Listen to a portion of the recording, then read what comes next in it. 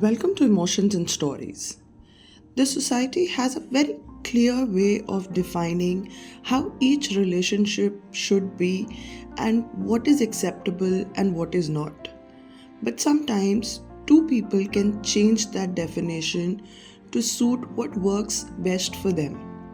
This might look odd to the world, but it can be the most beautiful thing for the two people involved.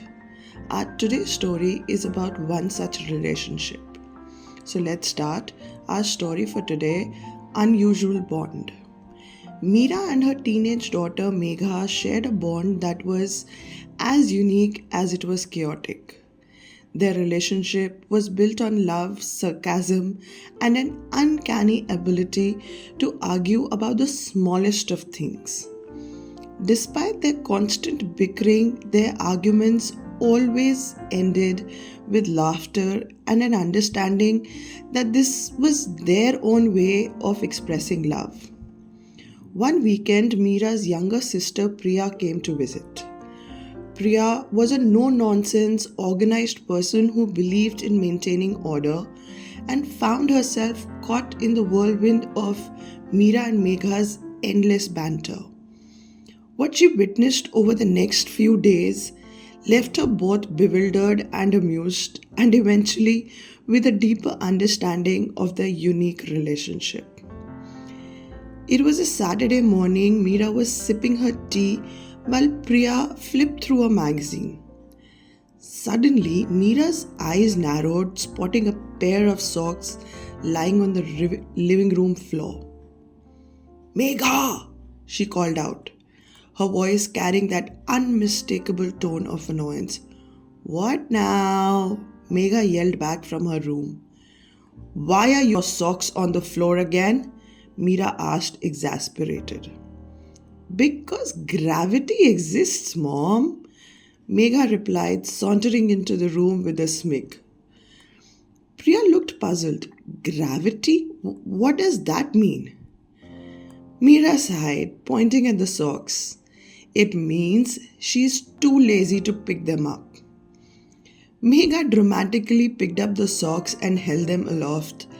And here we see the world's most overhyped problem: socks on the floor. Mera rolled her eyes. "If I had a rupee for every time I picked up your socks, I would be a millionaire." Priya blinked. This is about socks? Megha plopped down on the couch next to Priya. "Oh, don't worry. This is a warm-up argument for the day." Mera couldn't help but laugh. "Priya, you'll get used to it, or maybe not." Priya shook her head, muttering, "This family is something else." Later that evening, Priya found herself in the middle of another episode. Both Mera and Megha reached the bathroom door at the same time. "I was here first," Megha declared, stepping forward. "No, I was here first," Mera countered, crossing her arms. "Mom, I have a very important reason," Megha said with mock seriousness. "Yeah? And what's that? To take selfies?" Mera quipped. "No," Megha said, pretending to be offended. "It's to fix my hair. Social survival depends on it, Mom." Mera raised an eyebrow. "And my survival doesn't?" The two stared each other down like characters in an old Western movie. Priya, standing nearby, looked genuinely concerned. Why don't you just let her go or use the other bathroom, Mera? It's just a bathroom." Mera turned to Priya, grinning. "But where's the fun in that?" With a dramatic sigh, Mera stepped aside. "Fine, Your Highness, I will wait." Megha laughed as she entered the bathroom. "Thanks, my peasant." Priya was baffled. Did she just call you a peasant? And you're okay with that? Mera chuckled. "It's her way of saying she loves me." Priya stared at her, speechless. Dinner was always an adventure, and that night was no exception. Mera had cooked her famous vegetable curry, which Megha had labeled as the dish that could have been pizza. Megha poked at her plate with a fork. Why are there so many peas? Are they multiplying? Peas don't multiply, Megha. Mera replied, trying not to laugh. They do when they're plotting against me, Megha insisted, squinting at the peas dramatically. Fine, Mera said. I will tell them to stop staring at you next time. Megha grinned.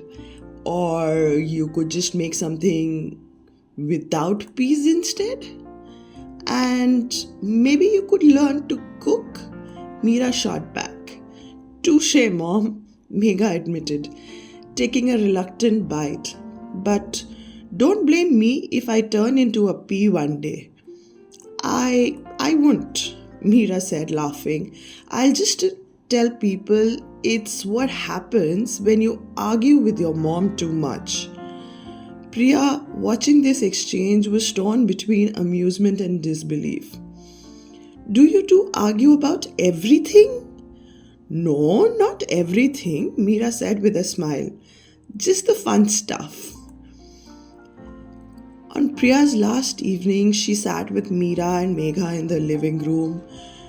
Mera and Megha were once again bickering, this time about a TV remote. Finally, Priya spoke up. At first I thought you two were, impossible. You argue over everything, be it socks, bathroom, remote, but I think I get it now. Get what? Mera asked, raising an eyebrow. That all these silly arguments are just your way of showing you care about each other, Priya said, smiling. It's weird, but it's also kind of sweet. Megha grinned. Told you, Mom, our arguments are becoming legendary. Mera also started laughing. Legendary is one way to put it. Priya shook her head, chuckling. Well, I can't say I'll adopt your style, but it's definitely uniquely yours. As the evening went on, Priya watched the two of them laugh and tease each other, realizing that their bond was stronger than it appeared. Their arguments weren't fights. They were a language of love that only they understood, and a way of bringing happiness and laughter into their life. And in that moment, Priya felt grateful to be a part of their chaotic, beautiful world. I hope you enjoyed today's story, and if you have such a different, unusual relationship in your life, do share with us in the comments below. Thank you.